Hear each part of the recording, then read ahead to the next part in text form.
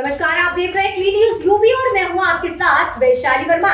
जानेंगे उत्तर प्रदेश से जुड़ी 10 फटाफट बड़ी खबरें।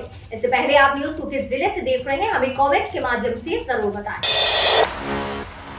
शहरों में मजदूरों को नहीं पड़ेगा भटकना, योगी सरकार करने जा रही है ये काम के लिए दूर दराज के ग्रामीण इलाकों से शहरों का रुख करने वाले श्रमिकों को वहां रहने के लिए भटकना नहीं होगा। राज्य सरकार उनके लिए शेल्टर होम के निर्माण की व्यवस्था करेगी। श्रम विभाग ने इसे लेकर कवायद शुरू कर दी है। पायलट प्रोजेक्ट के रूप में इसे लखनऊ सहित कुछ बड़े शहरों से शुरू किया जाएगा। श्रम विभाग आवासहीन या कच्चे घर में रहने वाले पंजीकृत श्रमिकों के लिए आवास सहायता योजना संचालित करता है। इसके तहत विभाग द्वारा 1 लाख रुपए दिए जाते हैं, जबकि मरम्मत के लिए 15,000 रुपए देने की व्यवस्था है। हालांकि प्रधानमंत्री आवास योजना में सबको मकान देने के कारण अब श्रम विभाग की इस योजना के प्रति रुझान नहीं है। ऐसे में इसकी जगह अब शेल्टर होम बनाने पर विभाग फोकस करेगा। सामाजिक सुरक्षा बोर्ड की बैठक में गत दिनों श्रम मंत्री अनिल राजभर ने कहा था कि बाहर से आने वाले श्रमिकों को फुटपाथ पर न सोना पड़े, इसलिए शेल्टर होम बनवाए जाएंगे। उन्होंने इसके लिए विस्तृत प्रस्ताव तैयार करने के निर्देश दिए हैं। इस पर अमल शुरू हो गया था। पायलट प्रोजेक्ट के रूप में सबसे पहले लखनऊ में शेल्टर होम का निर्माण प्रस्तावित है। फिर मजदूरों की संख्या के लिहाज से कानपुर, नोएडा सहित नगर निगम वाले सभी बड़े शहरों में इन्हें बनाया जाएगा, तब बाकी शहरों की बारी आएगी। उत्पादन के लिए यूपी नहीं खरीदेगा विदेशी कोयला, योगी सरकार ने पावर कॉर्पोरेशन को नहीं दी अनुमति। केंद्र सरकार के कहने के बावजूद उत्तर प्रदेश की योगी आदित्यनाथ सरकार ने विदेशी कोयला नहीं खरीदने का अहम निर्णय कर बिजली उपभोक्ताओं को बड़ी राहत दी है। बिजली उत्पादन में विदेशी कोयले के प्रयोग से राज्य में प्रति यूनिट 1 रुपए बिजली महंगी हो जाती है। लगभग 11,000 करोड़ रुपए का अतिरिक्त व्यापार उत्तर प्रदेश पावर कॉर्पोरेशन पर आता है। विदेशी कोयला न खरीदने से राज्य में कोयले का संकट न खड़ा हो, इसके लिए राज्य सरकार ने केंद्र सरकार से अनुरोध किया है कि बिजली उत्पादन के लिए उसे घरेलू कोयले की ज्यादा रैक भेजी जाए। दरअसल तापीय परियोजना के पास पर्याप्त घरेलू कोयला न होने पर केंद्र सरकार ने सभी राज्यों को उनकी जरूरत का 10% कोयला आयात करने के लिए 31 मई तक विज्ञापन निकाल खरीद की प्रक्रिया शुरू करने को कहा है। राज्य के उत्पादन निगम को 2.13 लाख टन कोयले का टेंडर करना था। अब प्राकृतिक खेती से आत्मनिर्भर बनेंगे यूपी के किसान, मंडलायुक्त व जिलाधिकारियों को बीज उत्पादन कराने के आदेश। प्रदेश सरकार का प्राकृतिक खेती पर विशेष जोर है। खेती बिना बीज के संभव नहीं है, इसलिए प्राकृतिक खेती के लिए अब बीज उत्पादन भी होगा। 100 राजकीय कृषि प्रक्षेत्रों में बीज उत्पादन करने के लिए क्षेत्रफल भी तय कर दिया गया है। मंडलायुक्त व जिलाधिकारियों को निर्देशित किया गया है कि वे खरीफ से ही बीज उत्पादन शुरू कराएं। प्रदेश में सभी 4,784 कलेक्टर्स में 1,75,000 किसान 95.680 हेक्टेयर में जैविक खेती कर रहे हैं। मुख्यमंत्री योगी आदित्यनाथ ने निर्देश दिया है कि रासायनिक खादों और जहरीले कीटनाशकों की जगह उपज बढ़ाने और फसलों के सामयिक संरक्षण के लिए जैविक उत्पादों का प्रयोग करने के लिए किसानों को प्रेरित किया जाए। अपर मुख्य सचिव कृषि डॉक्टर देवेश चतुर्वेदी ने मंडलायुक्तों व जिलाधिकारियों को भेजे आदेश में लिखा है कि प्रदेश में स्थापित राजकीय कृषि प्रक्षेत्रों में से 10 से 20 हेक्टेयर वाले प्रक्षेत्रों पर 1 हेक्टेयर क्षेत्रफल पर और 20 हेक्टेयर से अधिक क्षेत्रफल वाले प्रक्षेत्रों पर 2 हेक्टेयर क्षेत्रफल पर प्राकृतिक खेती के लिए बीज उत्पादन कराने का निर्णय लिया गया है। यानी 10 हेक्टेयर से कम क्षेत्रफल वाले प्रक्षेत्रों में प्राकृतिक खेतों के लिए बीज उत्पादन नहीं होगा।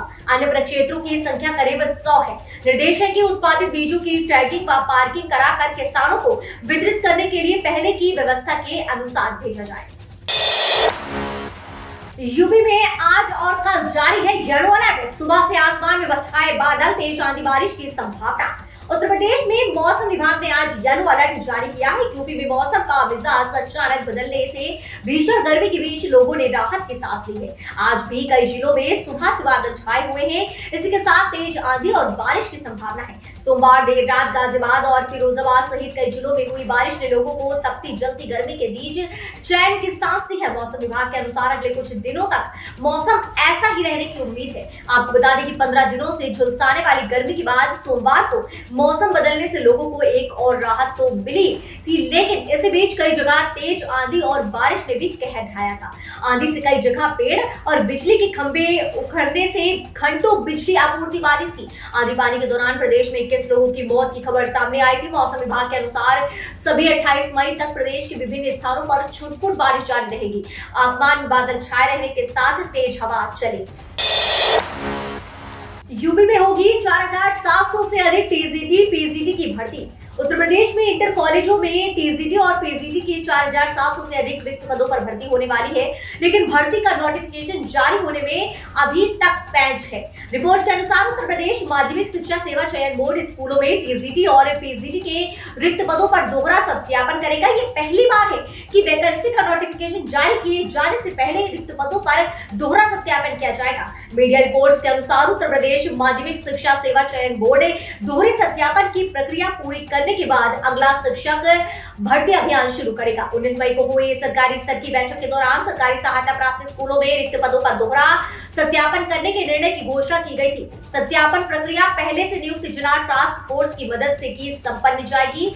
बोर्ड के सचिव नवल किशोर ने सभी जिलों के स्कूल निरीक्षकों को 20 मई को संदेश भेजा था, जिसमें कहा गया था कि रिक्त पदों के दोहरे सत्यापन का कार्य प्राथमिकता के आधार पर किया जाए। यूपी में तेजी से बढ़ रहा वैक्सीनेशन का ग्राफ है। 91% से ज्यादा वयस्कों ने लगवाई दोनों डोज। कोरोना से बचाव के लिए चलाए जा रहे टीकाकरण अभियान में 14.74 करोड़ वयस्कों को वैक्सीन लगाई जाने की।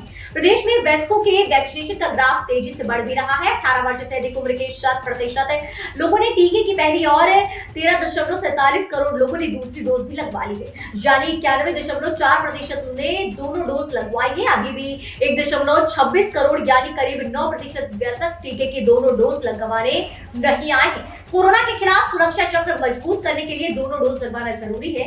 15 वर्ष से 18 वर्ष के बीच की उम्र के कुल 1.40 करोड़ किशोरों को टीका लगाया जाना है। अब तक 1.35 करोड़ और 1.4 करोड़ किशोरों ने दोनों डोज लगवा ली है, यानी 96.8% किशोरों ने वैक्सीन की पहली डोज व 74.6% किशोरों ने टीके की दोनों डोज लगवा ली है। 12 वर्ष से लेकर 14 वर्ष तक की उम्र के बच्चों को वैक्सीन लगवाने में अभिभावक लापरवाही कर रहे हैं। कुल 84.64 लाख बच्चों में से 68.9 लाख बच्चों ने टीके की पहली और 19 लाख बच्चों ने टीके की दोनों डोज लगवा ली है। यूपी के इस तकनीकी विश्वविद्यालय में अब योग और शारीरिक शिक्षा भी होगी। पढ़ाई अलग विभाग बनेगा। योग और शारीरिक शिक्षा जैसे पाठ्यक्रम अब विज्ञान व कला संकाय की पढ़ाई करने वाले विश्वविद्यालय तक ही सीमित रहेंगे। नई शिक्षा नीति के अनुपालन के क्रम में मदन मोहन मालवीय प्रौद्योगिकी जैसे तकनीकी विश्वविद्यालय ने भी इससे जुड़े पाठ्यक्रमों को संचालित करने की तैयारी शुरू कर दी है। विश्वविद्यालय ने न केवल इन पाठ्यक्रमों को शुरू करने की योजना बना ली है, बल्कि परिसर में इसके लिए अलग विभाग बनाने का प्रस्ताव भी तैयार कर लिया है। विद्या परिषद व प्रबंधन बोर्ड से पास कराकर और शासन से एनसीओसी लेने के बाद इसी सन से पाठ्यक्रम को शुरू करने की विश्वविद्यालय की योजना है। विश्वविद्यालय की योग एवं शारीरिक शिक्षा विभाग से स्नातक और परिस्नातक पाठ्यक्रम का संचालन होगा। विश्वविद्यालय की योजना के मुताबिक योग के 2 पाठ्यक्रम संचालित होंगे। इनमें पीजी डिप्लोमा इन योग होगा, 1 वर्ष का होगा। दूसरा पाठ्यक्रम एमए इन योग होगा, जिसकी अवधि 2 साल होगी। आपको बता दें कि शारीरिक शिक्षा विषय में 3 पाठ्यक्रम संचालित किए जाने हैं। Bachelor of physical education and sports 3 वर्ष और master of physical education and sports 2 वर्ष में पूरा होगा।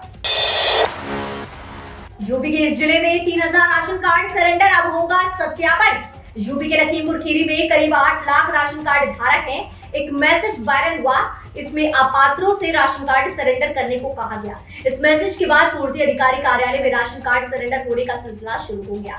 जिले में अब तक 3000 से ज्यादा लोग अपना राशन कार्ड सरेंडर कर चुके हैं। हालांकि 2 दिनों से सरेंडर करने वालों की संख्या घटी है। वहीं पूर्ति विभाग अब पात्रता व अपात्रता की सत्यापन कराने जा रहा है। जिले में करीब 8 लाख राशन कार्ड धारक है। इनमें हजारों राशन कार्ड धारक है जो अपात्र हैं। किसी तरह से राशन कार्ड बनवा लिया है। कई ऐसे लोग राशन कार्ड धारक हैं जिनके पास कई कार ऐसी हैं, सरकारी नौकरी है, बिजनेसमैन है। सरकार ने राशन कार्ड धारकों के सत्यापन का निर्देश दिया है। इसमें राशन कार्ड को लेकर जारी पात्रता की गाइडलाइंस भी दी गई है। आपको बता दें कि इस बीच सोशल मीडिया पर एक मैसेज भी वायरल हुआ जिसमें अपात्रों से राशन कार्ड सरेंडर करने को कहा गया। खास बात है कि कई अफसरों ने भी ये मैसेज फॉरवर्ड किए। इसमें अपात्रता के बिंदु भी दिए गए। इस मैसेज के बाद से लोग अपना राशन कार्ड सरेंडर करने लगे। राहुल गांधी ने पीएम मोदी पर साधा निशाना, कहा भारत को लेकर उनका विजन समावेशी नहीं, देश की आबादी का बड़ा हिस्सा उससे बाहर है। कांग्रेस नेता राहुल गांधी ने एक बार फिर प्रधानमंत्री नरेंद्र मोदी पर साधा निशाना। राहुल गांधी इन दिनों लंदन में हैं। वह आइडियाज फॉर इंडिया सम्मेलन में शामिल होने के बाद सोमवार को कैम्ब्रिज विश्वविद्यालय में आयोजित एक कार्यक्रम में शामिल हुए। कैम्ब्रिज विश्वविद्यालय में छात्रों के साथ एक संवाद संघ के दौरान राहुल गांधी ने कहा कि प्रधानमंत्री मोदी भारत को लेकर जो विजन बना रहे हैं वह समावेशी नहीं है। उनका विजन देश की आबादी के बड़े हिस्से के बाहर करता है, यह अनुचित है और भारत के विचार के खिलाफ है। कार्पस क्रिस्टी कॉलेज में इंडिया एट 75 नामक एक कार्यक्रम के दौरान राहुल गांधी ने बड़े पैमाने पर भारतीय मूल के छात्रों के साथ संवाद किया। इस दौरान राहुल गांधी ने विश्व हिंदू राष्ट्रवाद कांग्रेस पार्टी के भीतर गांधी परिवार की भूमिका और देश के लोगों को संगठित करने के प्रयास जैसे व्यापक विषयों पर चर्चा की।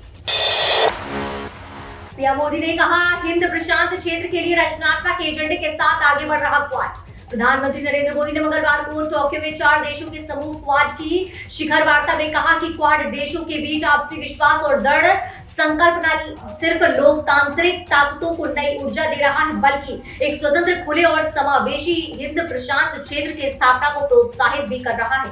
प्रधानमंत्री मोदी ने कहा कि क्वाड हिंद प्रशांत क्षेत्र के लिए एक रचनात्मक एजेंडे के साथ आगे बढ़ रहा है, जो वैश्विक भलाई की दिशा में काम करने वाली एक ताकत के रूप में उसकी छवि को और मजबूत बनाएगा। मोदी ने ये टिप्पणी अमेरिका के राष्ट्रपति जो बाइडेन, जापान के प्रधानमंत्री फूमियो किशिदा और ऑस्ट्रेलिया के नवनिर्वाचित प्रधानमंत्री एंथनी अल्बनीज की मौजूदगी में की। क्वाड ने बेहतर कम समय से वैश्विक स्तर पर एक अहम स्थान हासिल किया है। शिखर सम्मेलन के उद्घाटन सत्र में दिए गए अपने संबोधन में मोदी ने कहा कि क्वाड ने बेहद कम समय में, आपको बता दें, क्वाड ने बेहद कम समय में वैश्विक स्तर पर एक महत्वपूर्ण स्थान हासिल किया है। उन्होंने कहा, हमने टीका वितरण, जलवायु कार्यवाही, आपूर्ति श्रृंखला को लचीला बनाने, आपदा प्रतिक्रिया, आर्थिक सहयोग और कोविड-19 महामारी से उत्पन्न प्रतिकूल परिस्थितियों से निपटने की दिशा में समन्वय बढ़ाया है। तो ये रही दिन भर की 10 फटाफट बड़ी खबरें। न्यूज अगर आपको पसंद आए तो वीडियो को लाइक, शेयर और हमारे चैनल क्लीन न्यूज यूपी को सब्सक्राइब करके बेल आइकन को प्रेस करना बिल्कुल ना भूलें।